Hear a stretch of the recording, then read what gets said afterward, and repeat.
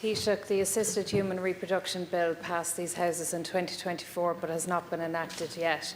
Retrospective surrogacy legislation will provide a pathway to parental rights to the second parent of eligible families.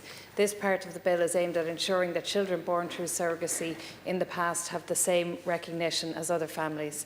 A mother like my constituent in Meath West, Lorraine, who gets her twins up and out to school every day, brings them to gymnastics, puts plasters on their cut knees, and who they call Mammy, is actually called Lorraine. She is not legally entitled to travel with them on her own, nor make medical decisions on their behalf. Lorraine and her husband live as unequal parents. He has full custody and he grants her guardianship over her own children. 10 years on from marriage equality, the children of many of those marriages are not experiencing equality today. If the wider legislation is proving problematic, the retrospective surrogacy element should be progressed separately. These are living, breathing families operating in society, and they should not continue to be viewed differently by this state. Thank you, Deputy Minister McNeill. Thank you for raising this really important issue, and I've met a number of the groups that are impacted by this. This is something that we have all been working on together for at least 10 years, and it's related prior to that to families that were impacted by inequalities in adoption. So we're very well aware of the inequalities that are there. The Act was passed last year. It needs amending legislation. Quite apart from anything else, the authority needs to be established. I've received names for a board and we are advertising for a CEO position.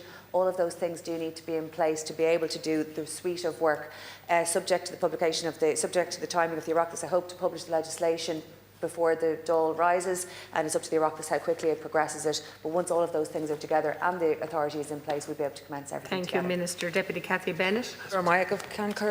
Taoiseach and Ministers, in 2009, Sinn Féin TD for Cavan Monaghan, Caoimhín Ó Céallainn, described Fine Gael's closure of the A&E at Monaghan Hospital as a mortal blow for the people of Monaghan. He warned that lives would undoubtedly be at risk, as they have now to travel up to 1 hour to Cavan Hospital. Taoiseach, the average wait time at Cavan's Hospital A&E this year is over 8 hours, nearly double the 4.4-hour wait time in 2015. The situation is worsening every single year. With the best will and the staff in the world, the minor injuries unit can only do so much. The people of Monaghan want to see services that Fine Gael and Fine Gael have cut restored. Will you finally admit the Fianna Fáil was wrong to take away the A&E Taoiseach, and will you invest to deliver services at Monaghan Hospital that the community deservedly need? Thank you, Deputy Taoiseach, please. Or Minister.